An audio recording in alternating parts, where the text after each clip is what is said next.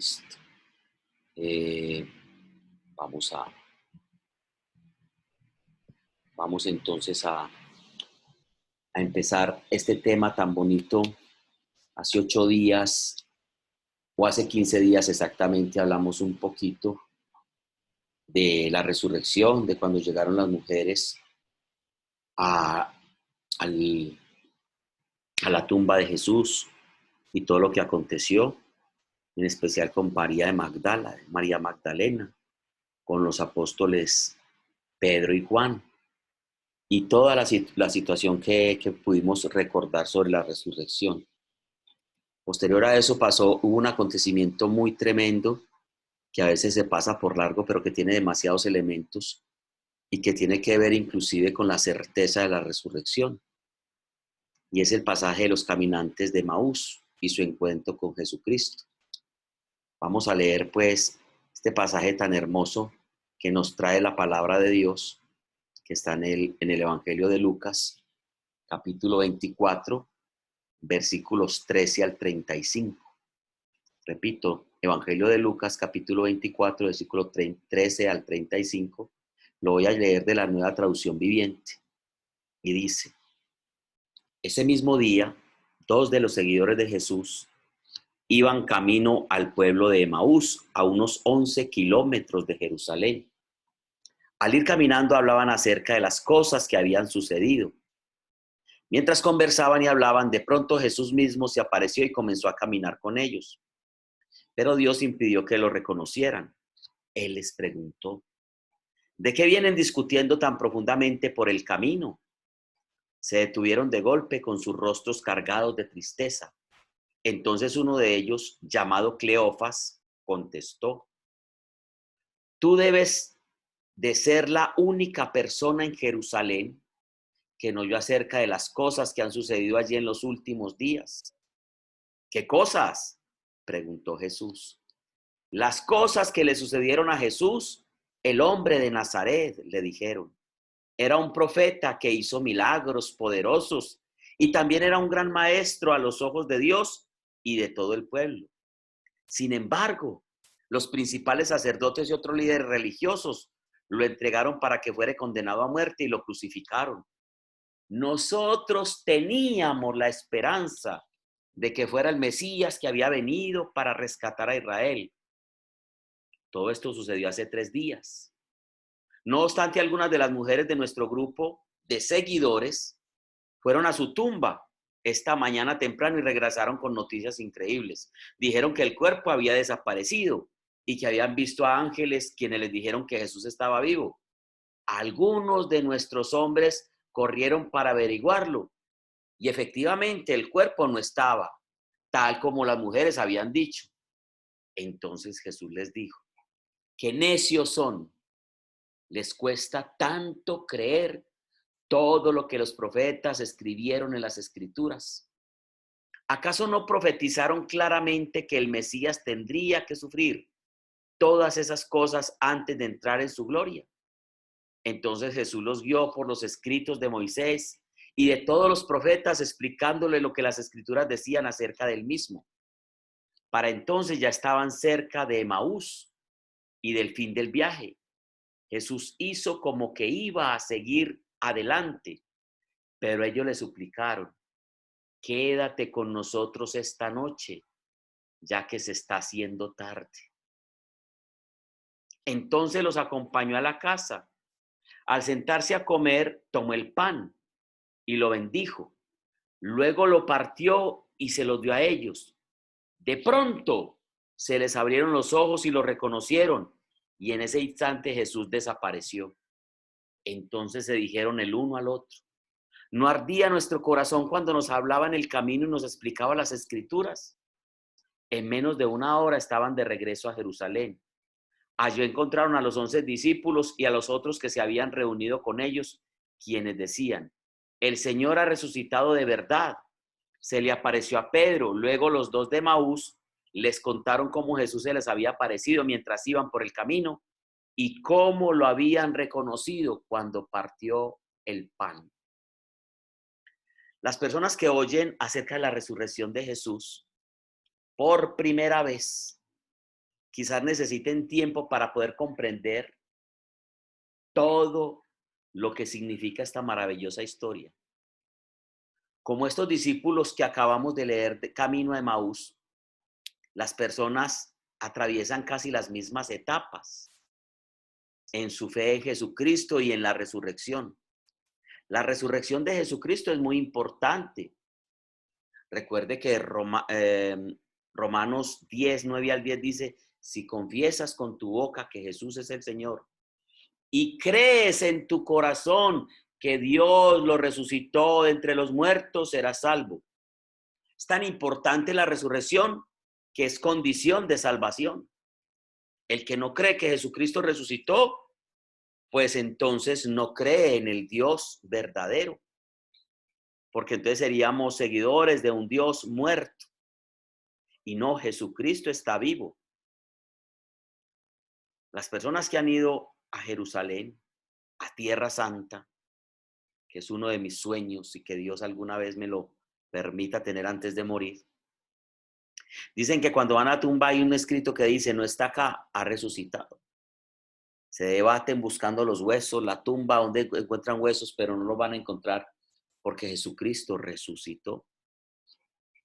Las 4 situaciones que vive la gente cuando les hablan de la resurrección, la primera es pensar que es una historia de fantasía y es imposible de creer. No, está bien, lo de Dios está bien. Jesucristo, un gran maestro, un gran hombre, pero que resucitó, perdóname, pues, pero ahí sí están ustedes como muy loquitos. Entonces, lo primero es pensar que es una historia de fantasías, imposible de creer como ellos. Recuerden que ellos le dijeron, nosotros que pensábamos que era el Mesías, no era un gran profeta, era un gran hombre, hizo milagros, y nosotros que teníamos la esperanza, pensábamos, pero no. Lo mataron estos religiosos, lo crucificaron, eso ya hace 3 días. Algunos dicen es que resucitó, pero la verdad, pues eso como que, listo.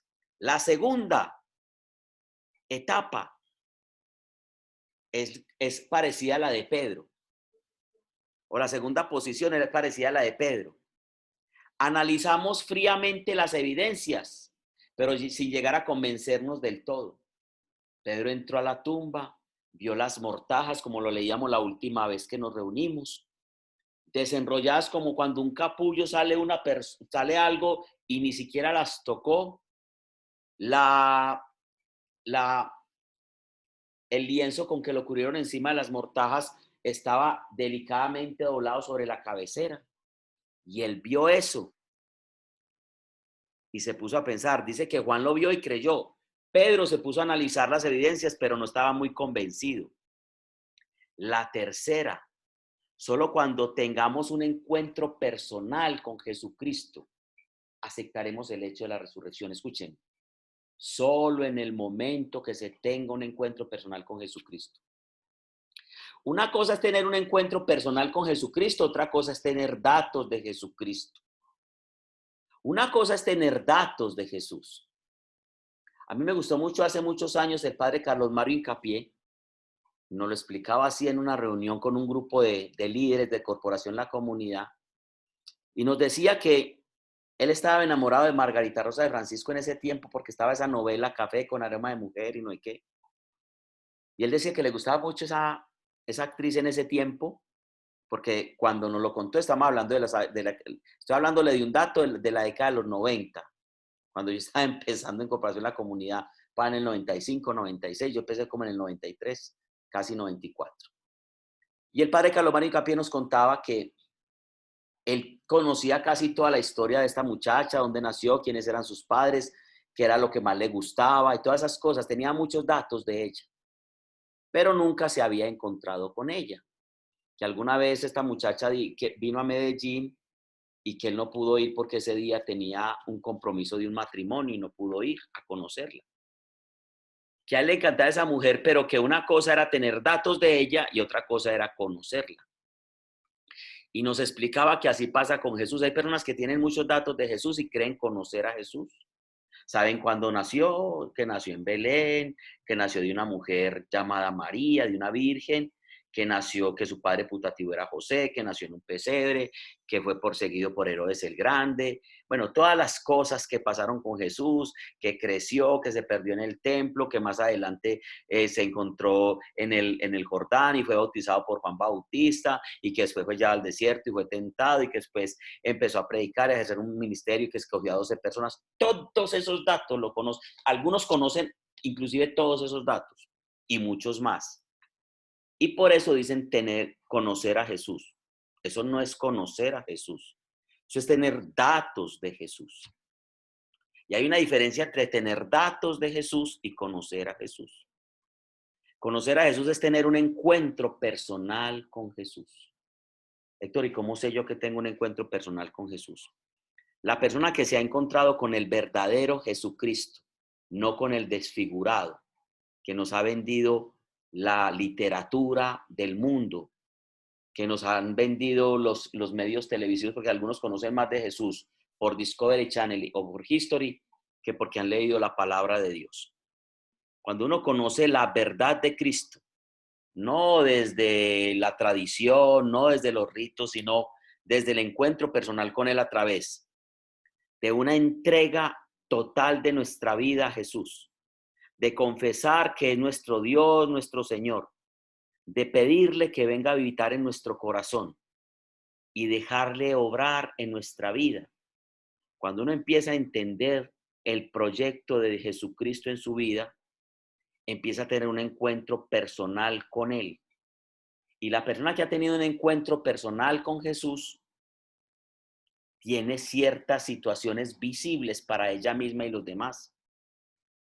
En Primera de Corintios 5:17 dice, el que está en Cristo, es decir, el que tuvo ese encuentro, es una nueva criatura. Las cosas viejas pasaron, todas son nuevas. Cuando una persona se encuentra con Jesucristo, toda su vida da un vuelco total. Hay una nueva persona, hay una nueva criatura. ¿Se equivoca? Sí. ¿Comete pecados? Sí. ¿Es pecadora? No. Venga, no la entiendo. ¿Cómo así que no es pecadora? No. Pecador es la persona que peca y peca y peca y no tiene conciencia de pecado. Ese es un pecador. ¿Ya? Como muchos de nosotros que hacíamos un montón de cosas y nos parecían normales. Ahora las hacemos igual quizás, pero ya no nos parece tan normales y ya no con la misma frecuencia y ya nos duele hacerla y ya nos cuestiona hacerla y hay un dolor en el pecho, en nuestro ser, que nos dice eso no es correcto. Cuando está sucediendo eso en mi vida, cuando tengo conciencia de pecado, cuando ya estoy caminando con Cristo, ya tuve un encuentro personal con Jesucristo. En ese momento empiezo a creer en el proyecto de Jesús, en su evangelio. Luego, a medida que se entregan a Él y le dediquen sus vidas sirviéndole, esa sería la cuarta, empezaremos a comprender la realidad de su presencia en nuestra vida, que es la última parte.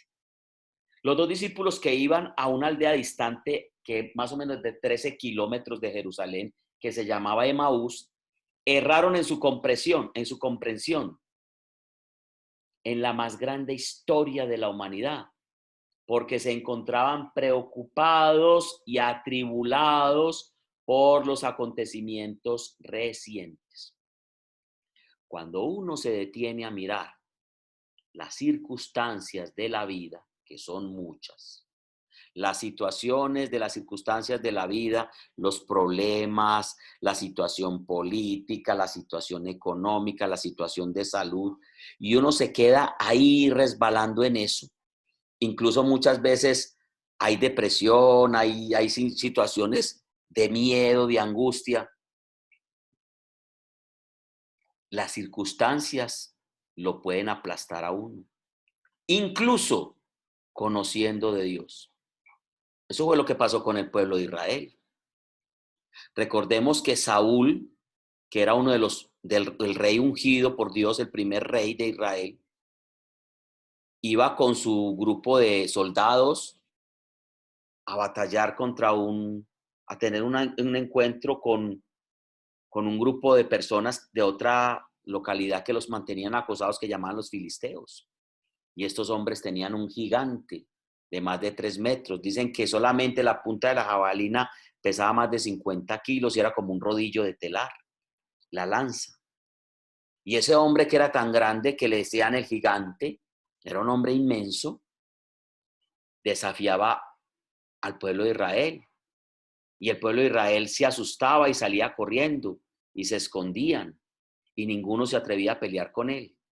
Y como este pequeño David, un niño por ahí de 16, 17 años, monito, bonito, rosadito, sin nada, se enfrenta a Goliat y le dice las palabras que un hombre de fe le debería decir a los gigantes que se le presentan, porque vienen gigantes en nuestra vida, ¿cierto? El miedo son gigantes, la enfermedad es un gigante, la droga en nuestra familia es un gigante, los problemas económicos, muchos de ellos por culpa nuestra, por no ser buenos administradores, son gigantes. Las situaciones emocionales de nuestros hijos, los problemas son gigantes. Pero si uno se pone a mirar las circunstancias y a esos gigantes, las circunstancias lo aplastan, lo decaen y deja de mirar a Jesús y empieza a mirar las circunstancias y dice, ¿y yo qué pensaba? Que Dios estaba conmigo, y yo qué pensaba, y yo qué creía. Ahí mismo está desechando todo lo que ha podido lograr en su vida personal y espiritual con Dios. En cambio, David ve al gigante y le dice, tú vienes contra mí con espada, lanza y jabalina, y yo voy contra ti en el nombre del Dios de los ejércitos de Israel, a quien tú desafiaste. Un hombre de fe. No vio las circunstancias. Él dijo, no, es que venga, usted no va a pelear conmigo. Usted se metió con Dios. Y yo voy a usted, no por mí, voy con Dios. Cuando le dices al problema, a la situación, a la circunstancia, sí, yo sé que solo soy débil, pero Dios se fortalece en mi debilidad. Y tú vienes contra mí con todo y yo voy contra ti en el nombre de Jesucristo, el Hijo de Dios, mi Salvador, mi Redentor, con la fuerza del Espíritu Santo, y me dará la victoria. Eso es lo que hizo David. Por la ansiedad y la tristeza, estos discípulos no se dieron cuenta que la persona que iba con ellos era Jesús. ¿Cuántos de nosotros no vemos a Jesús a nuestro lado? Por la ansiedad, por la tristeza, por las preocupaciones, y nos debatimos y buscamos la solución en un montón de situaciones y se nos olvida que Jesús está con nosotros. Y él mismo se lo dijo para ponerles otro ejemplo. Jesús iba en una barca con sus discípulos, estaba dormido. Se durmió porque estaba cansado. Y la barca empezó a moverse y una tempestad y se movía de un lado para otro y se le acercan los discípulos. Jesús, Jesús, nos estamos hundiendo. Y él se levantó tranquilo, miró la tempestad tremenda, simplemente alzó la mano porque eso hace Jesús. Dijo, quieto, calla. Y dice que el viento cesó, el mar se tranquilizó y él los miró y le dice, ¿por qué tienen tanto miedo? ¿Es que acaso no tienen fe? ¿No será esa palabra para mí en medio de la tempestad, de las dificultades, que llamamos a Jesús, maestro, maestro? Y alguna versión, en alguno de los evangelios dice, maestro, es que no te importa que nos estamos hundiendo. Uy, duras las palabras. Y él ni los mira, sino que calla el viento. ¡Quieto! ¡Calla! Dice el pasaje. Y después de que dice quieto, calla, todo quedó en calma. Pero Jesús no se queda con ellos, sino que les dice, ¿y ustedes por qué tienen tanto miedo? ¿Es que acaso no tienen fe? Y esa palabra es para nosotros, porque hay tanto miedo. Es que si gana este, que si gana aquel, es que este país, es que esto se va a acabar, es que se acabó el mundo, es que la situación. ¿Por qué tienen tanto miedo? ¿Es que acaso no tienen fe? Yo no voy en su barca, no estoy a su lado. Estos hombres, por la ansiedad y la tristeza, ni siquiera se dieron cuenta que Jesús iba con ellos.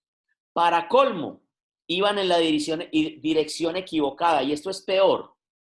Se estaban alejando del compañerismo de los creyentes en Jerusalén. En vez de quedarse en Jerusalén con sus pares, con su iglesia pequeñita que estaba creciendo, se fueron para Emaús, le dieron la espalda a Jerusalén y empezaron a caminar hacia otro lado. Algunos incluso en el momento de prueba o de tentación o de miedo se alejan de sus hermanos de fe. Y ahí está la peor equivocación. Se dejan de congregar. Empiezan, es que no es que este grupo sí, pero es que yo quiero otras soluciones. Y empiezan a buscar otro tipo de soluciones. Y se empiezan a convertir. ¿Sabe cómo los llaman algunos hombres de fe? Turistas de iglesia. Empiezan a ir a un grupo, al otro, a cambiarse para esto, a vivir de esto. Y escuchan de todo, de todas partes. Y el final de muchas de estas personas es una confusión, una locura. Porque hay una mezcla de tantas cosas. Porque no hay un estudio serio, progresivo, de crecimiento. No sé si estoy haciéndome entender la importancia de congregarnos en pequeños grupos para estudiar, para crecer como comunidad. Y lógicamente seguir estando bajo la cobertura de la iglesia grande, general. Pero qué importante es tener el respaldo de un grupo pequeño. Y estos hombres, en vez de estar con su grupo, se fueron para otro lado. Y esa no es la estrategia del enemigo de Dios. Primera de Pedro 5:8 dice, tengan mucho cuidado, porque su enemigo, el diablo, como león rugiente, anda buscando a quien devorar. Escuche lo que dice el texto. Primera de Pedro 5:8. Tengan mucho cuidado, porque su enemigo, el diablo, así lo dice, no le pone, ay, es que de pronto el que no. Él dice claro, su enemigo, el diablo, como un león rugiente, anda buscando a quien devorar. Y los que han visto programas, que son los programas que yo veo de Nat Geo, de Animal Planet, se han dado cuenta que hacen los leones. Los leones no atacan una manada, o sea, no se van en contra de la manada. Quizá lo hagan, la corretean para dispersarla, pero el león lo que está pendiente es quién se alejó del grupo, quién se alejó de la manada, quién dejó de estar bajo la cobertura de la manada. Vea que él está más despistado, está a mucha distancia y ellos se enfocan en él y empiezan a perseguirlo hasta que lo hacen caer y lo devoran. Muchas personas se acercan de su manada y son presa fácil de los ataques del enemigo. Si estando en comunidad, a veces hay tantas dificultades, estando solo es casi imposible. Nosotros también, agobiados los seres humanos de ahora, como estos discípulos, por las dificultades que nos ocurren en la vida, estamos propensos a alejarnos de la fortaleza que se halla en otros creyentes en Jesucristo. Y nos dejamos de congregar, y es precisamente esta decisión la que nos hace vulnerables. Hebreos 10:25 dice, no dejemos de congregarnos como lo hacen algunos, sino animémonos unos a otros, sobre todo ahora que el día de su regreso se acerca. Solo cuando reconocemos a Jesús en medio de los otros, de mi comunidad, será posible experimentar el poder y la ayuda que viene de Él. A esto se le llama la comunión con la iglesia de Cristo. Hay algo importante. ¿Ustedes por qué creen que es importante la oración de intercesión? ¿Saben por qué es tan importante la oración de intercesión? Porque yo me despojo del yo. Cuando yo estoy orando por un hermano que me pidió oración, por una situación de ese hermano, me despojo del yo. Dejo de pensar en mí, dejo de pedir para mí y le empiezo a pedir a Dios por el otro. Y Dios, que ve el amor que tienes por el otro, dice, cuando 2 o 3 se ponen de acuerdo en algo en la tierra, yo lo haré. La intercesión del justo tiene mucho poder. Lean Santiago 5:13, oren los unos por los otros, dice. La intercesión del justo tiene mucho poder. La oración de intercesión, y yo no sé si se han dado cuenta de lo que pasa cuando oramos, intercedemos unos por otros en el grupo de oración, y es muy bonito.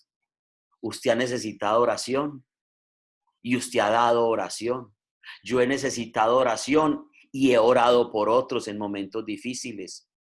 Y de eso se trata esta comunidad, estas comunidades. Pero además crecemos en el conocimiento permanente de la palabra de Dios.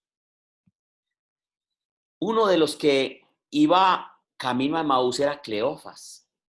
Al menos dan el nombre de uno de ellos. Era el marido de una de las Marías que estaban con la Virgen María en la cruz en el momento de la resurrección, de la crucifixión.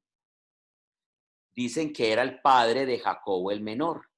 Juan 19:25 dice, estaban de pie junto a la cruz la madre de Jesús, la hermana de su madre, María, la esposa de Cleofas. Entonces mire que sí, la esposa de Cleofas era María, la que estaba en la cruz, y María Magdalena. Ahora, puede que esta haya sido la fuente, estas personas hayan sido la fuente de información para que Lucas escribiera su evangelio. Estas personas que estuvieron cerca de la cruz, que vieron todos estos acontecimientos. Por eso él dice, oh excelentísimo Teófilo, me ha parecido escribirte de manera ordenada todo lo que sucedió para que lo conozcan. Miren el inicio del evangelio de Lucas, que así lo trata. Eres tú, y esta fue una situación tremenda que le dice los caminantes de Emaús a Jesús. Eres tú el único forastero en Jerusalén que no sabe lo que pasó en estos días en Jerusalén. La muerte de Jesús era un suceso tan conocido que los dos hombres no comprendían que ni siquiera una persona que estuviera de paso por la ciudad pudiese haberse dejado enterar de lo que había sucedido.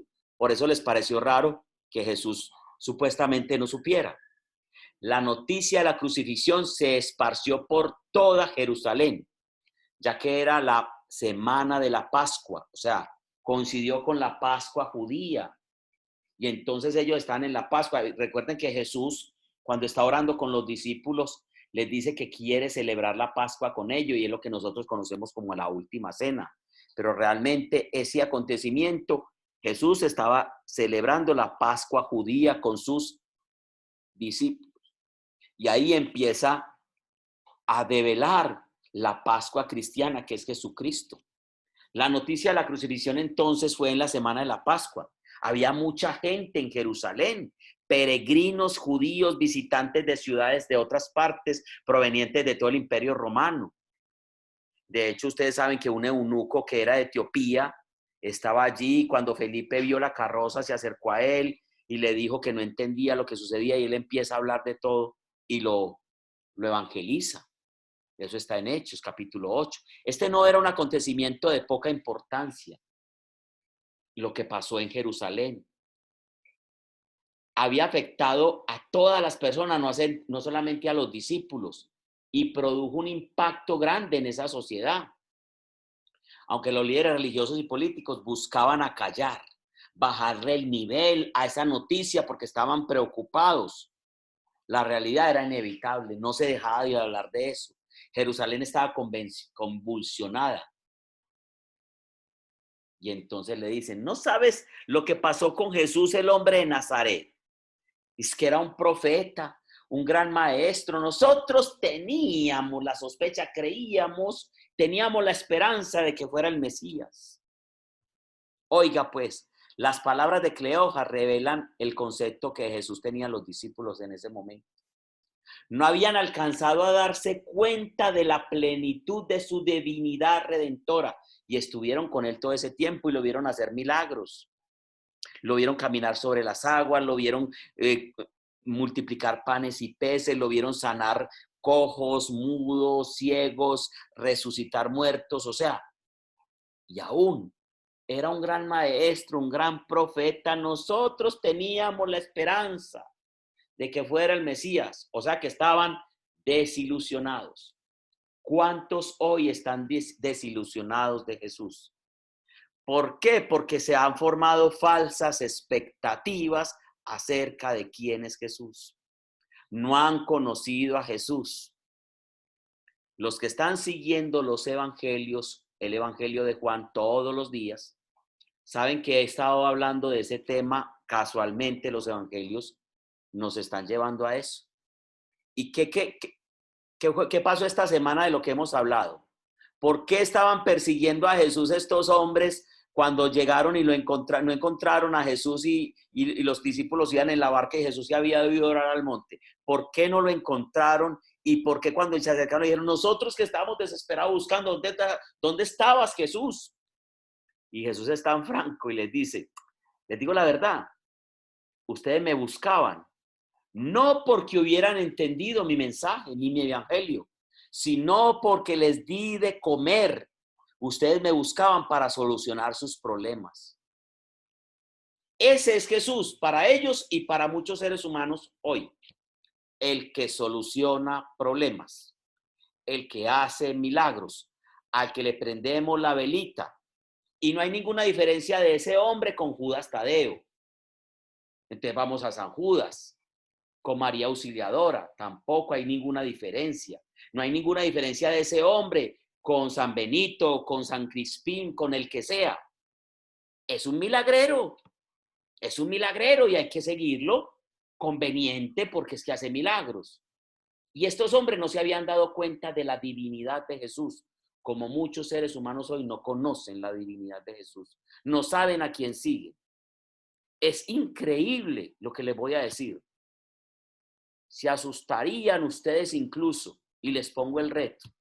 Conozco miles de católicos que van a misa, se comulgan, se confiesan, comulgan, todos los sacramentos, y les pregunta a uno, y no creen que Jesucristo es Dios. Escuchen pues lo que le estoy diciendo. Hay muchos católicos que no creen que Jesucristo es Dios. No, Él es el Hijo de Dios, un hombre. No me pongas otras cosas como que Dios. Dios es el Padre, Jesús es el Hijo de Dios, pero ¿cómo así que Dios? No, Dios es Dios. No han entendido a Jesucristo. No conocen y le digo, muchos católicos, y se lo digo porque yo he hecho ese ejercicio con personas católicas, muy católicas. Héctor, ¿es en serio lo que me estás diciendo? ¿Jesucristo es Dios? Claro. Y les tengo que mostrar desde la Biblia. Se quedan así, wow. ¿Es en serio que eso? Ay, yo no había entendido eso. ¿Cómo así que Jesucristo es Dios? ¿Quién dice la gente que soy yo? Le preguntó Jesús a sus discípulos. Unos dicen que eres un profeta. ¿Se acuerdan de ese pasaje o no? Otros dicen que eres Elías, que regresó. Otros dicen que eres Juan el Bautista. Venga, ¿y ustedes quién dice que soy yo? Y Pedro dijo lo que muchos católicos y personas de que no son ni siquiera cristianas desconocen. Tú eres el ungido, tú eres el Mesías, el Hijo de Dios, el Verbo encarnado, Dios mismo hecho hombre. Y ellos dicen, nosotros que teníamos la esperanza, habían esperado que Jesús inaugurara el reino mesiánico y todo parecía haberse desmoronado porque ellos tenían otra prefiguración de Jesús. Ellos esperaban un Mesías que lo liberara del yugo romano, pero en la manera de las circunstancias políticas, que fuera un rey. Y por eso Jesús le dice a Pilato, mi reino no es de este mundo, no te equivoques. Ya no tenían esperanza, es verdad. Ninguna esperanza, ya no había fe. Cuando esperaban algo de parte de Dios y no lo obtuvieron de la manera que ellos esperaban, se desanimaron. Ellos se crearon en la mente una película, como decimos los paisas, se empelicularon. Y como la película que ellos se imaginaron no les resultó, dejaron de creer. ¿Cuántos se forman películas con Dios? Y como las cosas no les salen de acuerdo a la película que se montaron aquí, entonces se desilusionan de Dios. Dios me traicionó, Dios no hizo esto. Y no fue Dios el que le prometió, fue usted el que se montó en una película toda rara y le está echando la culpa a Dios de lo que no sucedió, que no está en la voluntad de Dios en su vida. Lo delicado es que lo encuentran en otras cosas. Y yo les quiero decir, si Dios no permitió algo o aplazó algo, es lo mejor. Hace muchos años hablaba con ustedes, les decía, un no de Dios es tan bueno como un sí. Si entendemos que la voluntad de Dios es buena, agradable y perfecta. Cuando Dios le dice a usted, a una petición suya, no, dele gracias, porque ese no de Dios es tan bueno como un sí. Y usted que es padre sabe lo que le estoy diciendo. Papá, ¿me vas a dejar ir con mis amigos a tal parte? Y usted conoce a sus amigos y conoce esa tal parte. Si usted le dice no a su hijo, es porque usted sabe que eso no le conviene a su hijo. Un no de Dios es tan bueno como un sí. En Romanos 12:2 dice que hay que cambiar nuestra manera de pensar para cambiar la manera de vivir y conocer la voluntad de Dios. Hay que conocer, disfrutar la voluntad de Dios, es decir, lo que es bueno, agradable y perfecto. Ellos le dijeron, todo esto sucedió hace 3 días, usted no sabía. Ellos dejaron sin efecto toda posibilidad racional. Ya era muy tarde, ya no había nada que hacer. Los hechos poderosos de Dios que atraviesan nuestra vida no debieran ser analizados racionalmente, sino interpretados espiritualmente. No, es que ya pasó mucho tiempo. Marta le dice a Jesús, maestro, ya van varios días que murió y huele maluco. María, yo soy la resurrección y la vida. El que cree en mí, aunque esté muerto, vivirá. Y Lázaro, y bueno, todo lo que sabemos. Bueno, pero hay una cosita que de pronto Jesús no entendemos, le dijeron ellos. Algunas mujeres dicen es que supuestamente Él resucitó y algunos de nuestros hombres también. Y efectivamente el cuerpo no estaba allí.